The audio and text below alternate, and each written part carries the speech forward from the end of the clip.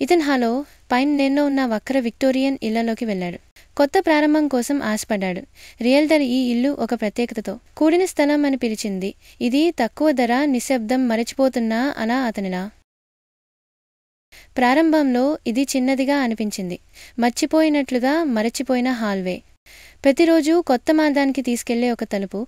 అతను అలసిపోయిన వాడిని అని అనుకున్నాడు.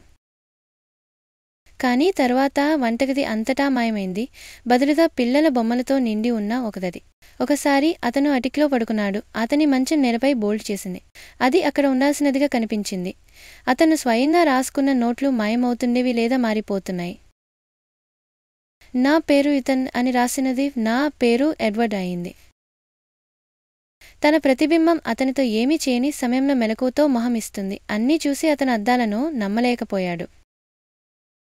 ఒక రాత్రి అతను ఒక తలుపు తెరిచాడు. అక్కడ ఒక అమ్మాయి బెంచ్ మీద కూర్చుని ఉంది. ఆమె ముఖం అర్థమయ్యేలా మాయమైంది అనుభవం పద్ధతిలో. మీరు ఇక్కడ ఉండకూడదు, ఆమె అంగీకరించింది. ఇల్లు మేను నేర్చుకుంటోంది. త్వరలో అది మిమ్మల్ని మర్చిపోతుంది. భయంతో ఇతను పారిపోవాలని ప్రయత్నించాడు.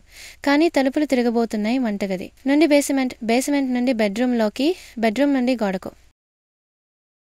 చివరకు అతను లివింగ్ రూమ్లో ఒకరిని కనుగొన్నాడు. అతను తలకిందులు నవ్వుతున్నట్లు కనిపిస్తున్నాడు. నువ్వు కేవలం డ్రాఫ్ట్ మాత్రమే అతను అన్నాడు. నేను తుది వెర్షన్ అయితే. ఇతను ఆకాశంలో చిర్రెత్తిపోయాడు. అప్పుడు గోడలు పగిలి మూసిపోయాయి. ఒక నెల తర్వాత ఒక యువజంట ఇల్లు మళ్లీ ప్రవేశించింది. అంతమేరకు గదులు బాగా కాపాడబడినవి, నెలలు బలంగా ఉన్నవి. వారు తక్కువ ధరతో ఆశ్చర్యంగా ఆదాయం. మరి ఎక్కడ లోతుగా